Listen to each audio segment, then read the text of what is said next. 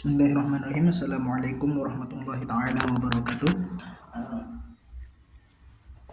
Saya Abdullah Kamil Mauli di sini akan menjelaskan tentang kitab Ihya Ulumuddin, lebih khusus terhadap pembahasan Riyadhutun Nufus di dalam kitab Ihya Ulumuddin di jilid ketiga. Pengarang kitab Ihya Ulumuddin adalah Imam Al-Ghazali atau yang memiliki nama lengkap Abu Hamid bin Muhammad bin Muhammad Al-Ghazali. Beliau lahir pada tahun 1058 Masehi di Tus merupakan bagian dari negara Iran saat ini. Beliau berasal dari keturunan Persia dan dikenal sebagai salah satu tokoh paling berpengaruh dalam sejarah pemikiran Islam. Imam Al-Ghazali menerima pendidikan awal di kampung halamannya sebelum melanjutkan studi keilmuannya di Jorjan dan akhirnya di Nishapur,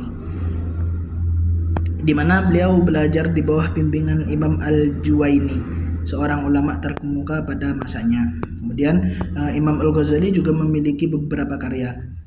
Di antaranya dalam bidang keilmuan agama, beliau memiliki ilmu Al-Munqidh Minad Dolal, Al-Istiqa fil I'tiqad, Al-I'tisad fil I'tiqad, kemudian Al-Maqsudil Athna fi Sarah Asma'ullah Husna. Pada bidang keilmuan filsafat, beliau memiliki beberapa kitab, diantaranya adalah Al-Qistah Al-Mustaqim. Kemudian dalam bidang keilmuan tasawuf, yang lebih terkenal adalah kitab Ihya Ulumuddin, di mana kitab ini sangat-sangat populer pada kalangan santri khususnya, dan juga menjadi rujukan di berbagai pesantren sebagai rujukan utama dalam kajian-kajian tasawuf dan fikih. Kemudian dalam bidang keilmuan fikih, beliau juga memiliki kitab, diantaranya adalah Al-Mustasfi fi Ilmil wal Usul. Kemudian selanjutnya, pada bab selanjutnya saya akan menjelaskan tentang pembahasan dalam kitab Ihya Ulumuddin, khususnya pada pembahasan Riyadhutun Nufus yang lebih terperinci pada akhlakul karimah atau akhlak yang baik. Di dalam kitab Riyadhutun Nufus dijelaskan bahwa terdapat banyak perincian tentang akhlak yang baik.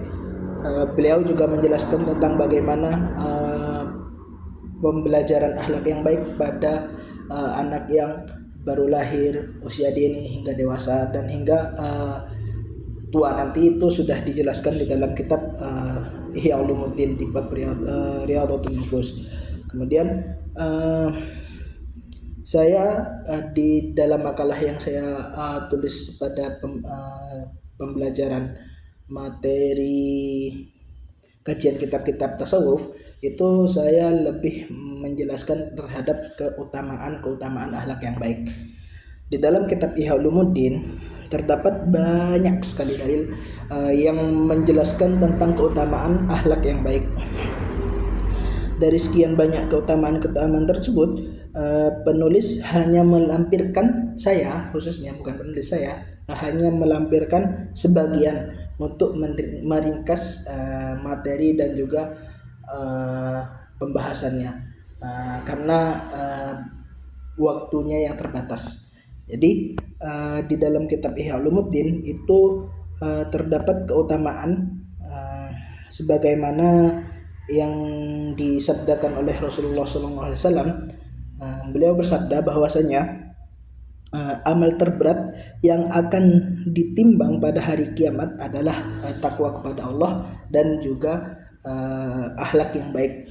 Mengapa rincian dari pembahasan dari hadis tersebut adalah mengapa takwa kepada Allah dan akhlak yang baik, karena dalam dua aspek tersebut hubungan antar hablum minallah dan hablum minannas akan tercapai. Jadi dalam hadis tersebut tidak hanya tidak hanya urusan hablum minallah saja yang menjadi amal yang berat ketika yaumul mizan besok, tapi juga ketika hablum minannas juga menjadi suatu amalan yang berat ketika nanti kita ditimbang di hari kiamat kelak. Hal tersebut menandakan bahwa dua aspek ini sama-sama penting dalam kehidupan manusia, yaitu bertakwa terhadap Allah dan juga berakhlak baik kepada sesama manusia. Dan mengapa akhlak yang baik itu juga diletakkan pada setelah lafaz takwa kepada Allah, karena akhlak yang baik itu takwa kepada Allah adalah salah satu syarat timbangan akhlak baik itu diterima. Misalnya misalnya kita banyak menemukan di luar misalnya bahwa orang-orang yang tanda kutip non-Islam atau kafir, kita menyebutnya non-Islam, itu banyak sekali yang berakhlak yang baik, banyak sekali yang menolong sesama manusia dan lain sebagainya. Maka ketika kita tidak menjadikan takwa sebagai syarat timbangan itu diterima, maka orang-orang tersebut juga bisa dikatakan sebagai orang yang akan masuk surga dong. Maka akhlak yang baik atau hablum minannas ini diletakkan setelah lafaz takwa kepada Allah, supaya takwa kepada Allah itu adalah syarat atau kunci diterimanya timbangan akhlak yang baik. Atau karena timbangan yang berat itu juga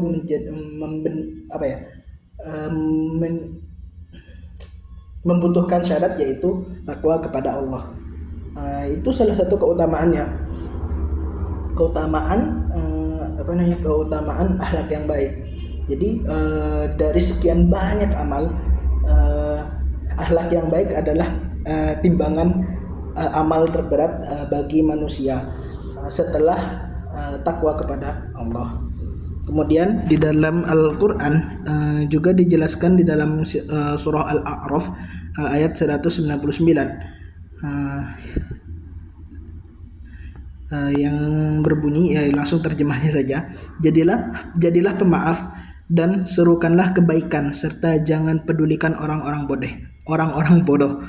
Kemudian dalam ayat tersebut Rasulullah mentakwilnya tentang ayat tersebut.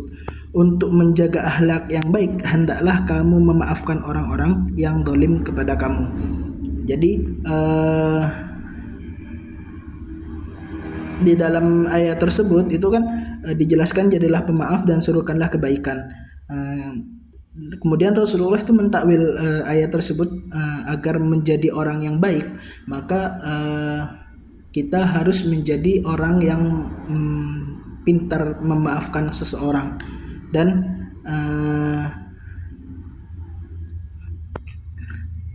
memaafkan seseorang itu juga untuk menjadi orang yang berakhlak baik itu untuk kita harus bisa atau pintar-pintar memaafkan seseorang, bahkan kepada orang yang zalim terhadap kita. Hal tersebut bukan hanya dari ucapan Rasulullah, tapi juga dari perilaku Rasulullah yang menunjukkan bahwa beliau adalah seorang yang pemaaf. Di kejadian di Taif, ketika Rasulullah dilempari oleh kaum kafir Quraisy, kemudian sehingga gigi beliau patah, beliau tetap memaafkannya dengan harapan keturunan orang yang melempari, orang yang berbuat zalim terhadap Rasulullah itu akan menjadi penegak syariat Islam, yang akhirnya pada perkembangannya pada tahun-tahun selanjutnya orang-orang Taif itu semua memeluk Islam dan membela Rasulullah. Maka itu adalah cerminan akhlak yang baik dan menjadikan salah satu keutamaan dari akhlak yang baik. Maafkan seseorang, dan Rasulullah adalah seorang yang sangat-sangat menjadi pedoman hiduplah bagi kita.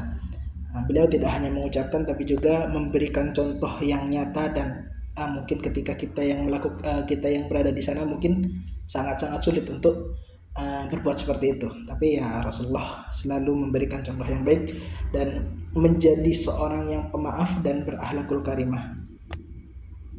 Kemudian pembahasan selanjutnya yaitu hakikat dari akhlak yang baik. Karakter dan akhlak yang baik adalah istilah yang sama yang digunakan dalam kitab Ihya Ulumuddin.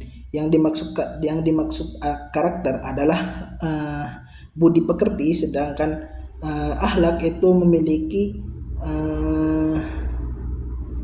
arti budi pekerti yang ada dari dalam. Maksudnya kalau misalnya karakter itu adalah sesuatu yang ada di luar, dan akhlakul karimah itu karakter atau budi pekerti yang ada di dalam, bersifat sirri gitu. Kalau misalnya karakter itu adalah gerak-gerik kita, misalnya seperti ketika ada yang lebih tua kita hormat dan lain-lain, itu adalah karakter. Sedangkan akhlakul karimah itu adalah yang ada di hati kita. Mungkin banyak kasus di luar sana yang membedakan hal-hal seperti ini, bahwa karakter gitu banyak yang bertentangan antara karakter dan akhlakul karimah. Kita berkarakter baik, kita memiliki budi pekerti di luar yang baik. Misalnya kita ada orang yang lebih tua dari kita bersifat kita menunduk, kita salim dan lain-lain. Itu kan sebuah karakter atau sebuah budi pekerti yang ditunjukkan melalui pergerakan itu. Tapi di dalam hati kita banyak yang marah dan lain-lain, tapi kita hanya menahan saja, dan yang di luar itu tidak sama dengan apa yang di hati kita gitu.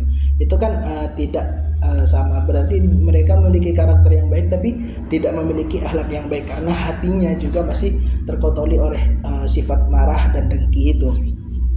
Jadi di dalam pembahasan kitab Ihya Ulumuddin, karakter dan akhlakul karimah, karakter dan akhlak itu dijadikan satu pembahasan atau sama-sama dibahas. Bahasanya itu sama, memiliki arti yang sama di dalam kitab Ihya Ulumuddin ini gitu.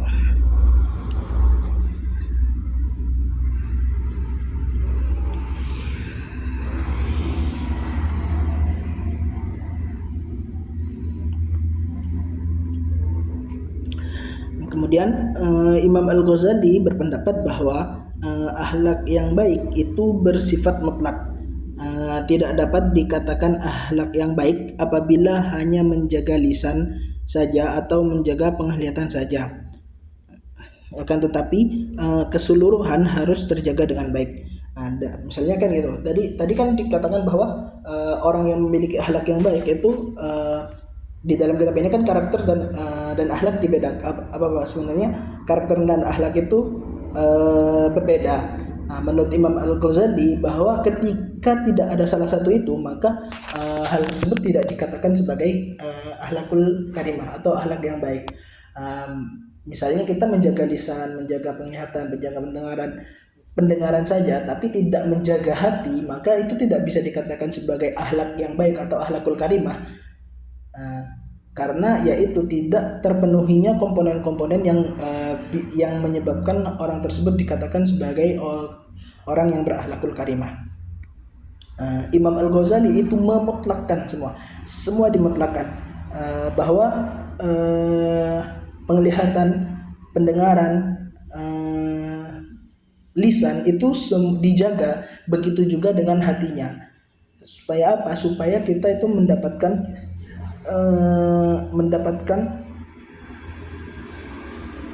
gelar lah bahasanya, mendapatkan gelar orang yang berakhlakul karimah, karena kita bisa menjaga penglihatan, menjaga pendengaran, menjaga lisan, dan juga menjaga hati, karena semua komponen itu harus dijaga agar kita mendapatkan akhlakul karimah.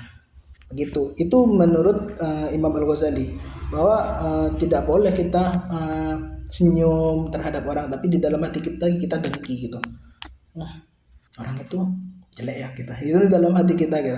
Tapi kita hanya senyum dan gitu. Misalnya kita ngomong sama orang gitu, lagi ngobrol-ngobrol, ternyata yang diajak kita ngobrol itu mulutnya bau, naudzubillah. Nah, misalnya mulutnya bau gitu. Nah, kita ya santai-santai aja, oh, orang itu baik, ganteng dan lain-lain gitu. Tapi dalam hati kita menggerutu gitu. Wah, lampu namun mampu gitu, mulutnya bau gitu dan lain-lain. Itu kan sebenarnya tidak mencerminkan akhlak yang baik, karena hal tersebut itu tidak dikatakan sebagai akhlak yang baik menurut Imam Al-Ghazali, karena komponennya tidak lengkap. Di hati, di lisan kita terlihat tersenyum dan lain-lain, tapi di hati kita menggerutu tentang baunya mulut orang yang diajak kita berbicara. Mungkin itu yang bisa dibahas tentang akhlakul karimah di dalam pembahasan Riyadhun Nufus di kitab Ihya Ulumuddin karangan Imam Abu Hamid Muhammad bin Muhammad Al-Ghazali radhiyallahu anhu.